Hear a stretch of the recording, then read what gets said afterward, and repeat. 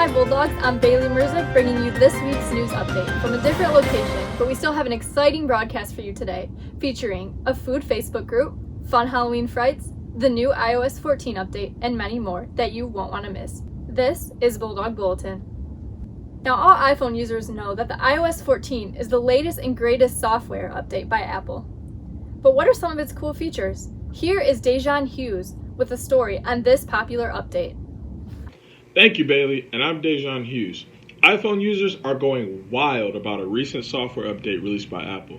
With the latest update, iOS 14, there are many new things that you can do with your phone. One unique feature is that it allows users to customize their home screens. With iOS 14, you can create the home screen the way you want it with the apps and widgets of your choice. But not only with these apps and widgets can you add them, but you can change the graphic on these apps and widgets. So that means you can take just about any picture you want from the internet, your camera roll, or you can even take one right then and there, and then that will become the screensaver for the app on your screen. This update also allows users to get creative with some different themes and color schemes for the background on their home screens and lock screens. iOS 14 was just released last week. Thank you, Bailey. Back to you. Thank you, Dejan. Now let's check in with our foodie for this week's food topic.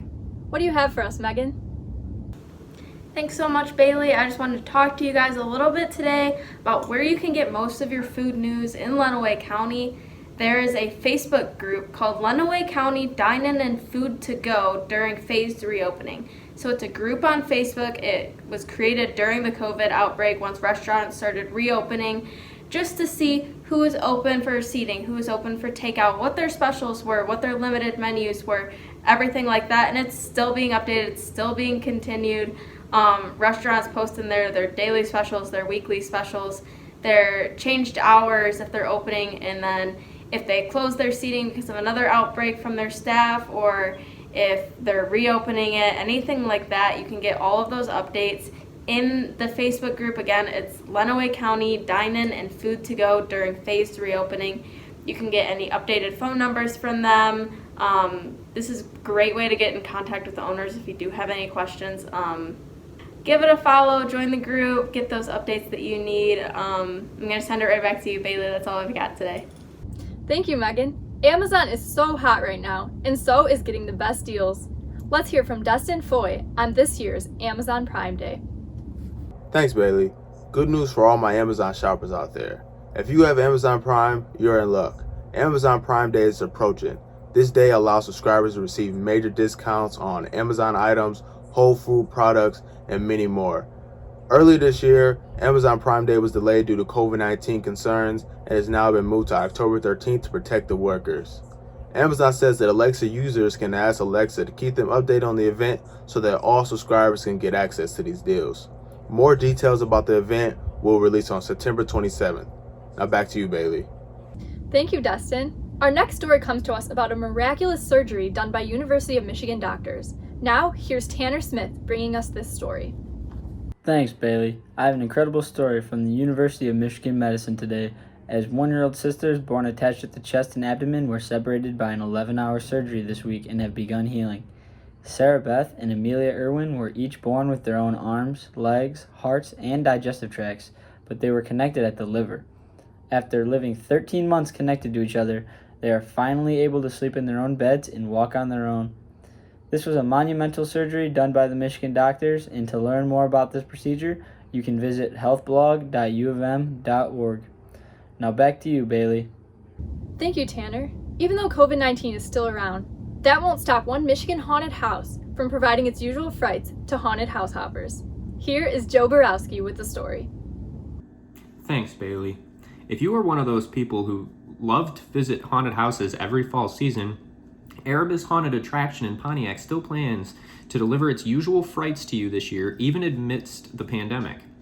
At this haunted house, a multi-story Halloween attraction, there will be a few changes. Obviously, masks are required. Also, plexiglass will be added throughout. Temperature checks will be done, and tickets will be sold limited to half-hour increments. As you make your way through the attraction, you may also notice that anything that usually stops and scares you as you go through will be eliminated to promote the constant moving of groups. In addition, live actors are limited and many pop-up props will be used. Erebus opens to the public this Friday. Back to you, Bailey.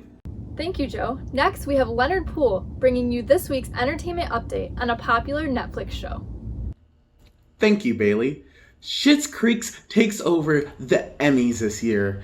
Earlier this week, the Emmys lined up dozens of cameras, live feeds all over the world, but it turns out they only needed one live feed camera, and that was in Toronto, Canada, for the popular show Schitt's Creek. It turns out first Canadian actress Catherine O'Hara kicked things off with her first acting Emmy win of her career in this popular show.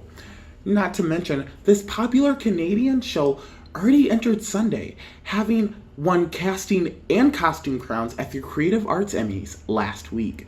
It received 15 nominations in all. Schitt's Creek won 9 prizes, breaking the Emmys record for the most wins in a single season of comedy.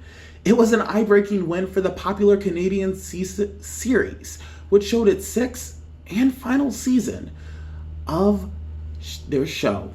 Succession took home the night's top prize, includes Best Drama Series as well as Best Actor for Jeremy Strong. It's now time for the Lenawee Sports Minute, and at Adrian College this week had its first official athletic event on campus. It was this past Saturday. It was the men's soccer team. They went up against MIAA rival in a non-conference matchup. This was against the Trine University Thunder.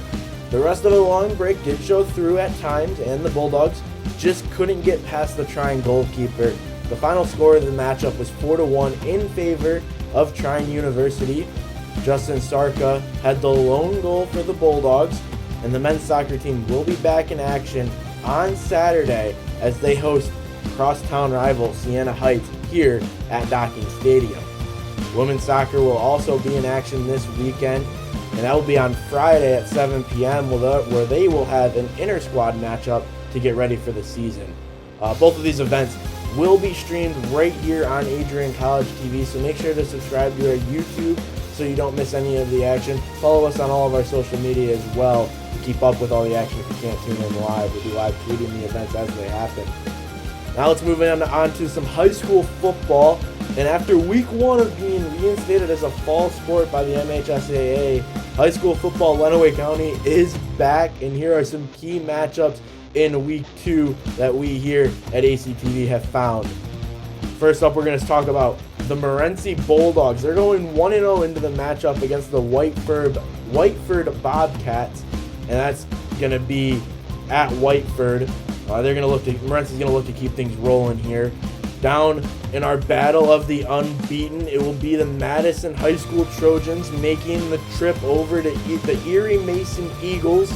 These two teams haven't played since 1972, so a new rivalry could be sparked on Friday night. The third game we'll highlight is going to be the Battle of the Winless. After week 1, the game will be between the Dexter Dreadnoughts and the host Adrian Maples right here in Adrian. And that's going to be a key matchup for the Maples trying to get to 1-1 on the season. In local sports headlines across the pro sports, it's exactly what you would expect being a Detroit fan. The Tigers keep losing. It's a little tough for me watching this year, but they've been competitive for the most part. Not a couple games. You lose a couple, you're going to lose them by a lot being the Tigers, but we'll just shred it here at the end of the season when we get there, if we can make it there.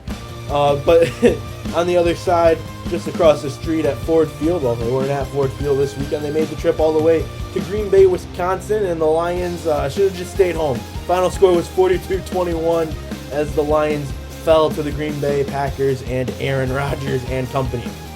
This Sunday, they'll actually head down to the desert and take on the Arizona Cardinals as the Lions are 0-2 on the year. And I don't know if anybody's really surprised right now, but nonetheless, they'll be taking on the Cardinals this year, looking to bounce back. Unfortunately, that's going to do it for me here in the Lenawee Sports Minute. So I'm Matt Kibbe. I'm going to send it back now to Bailey in the studio. This year, the freshman class here at Adrian came in 602 students strong. This is the 13th consecutive year that the freshman class has been over 500 students. With that being said, Adrian continues to grow every year. Adrian also surpassed 1,600 students enrolled since 2017, with its enrollment this year at 1,865 students, setting a new school record.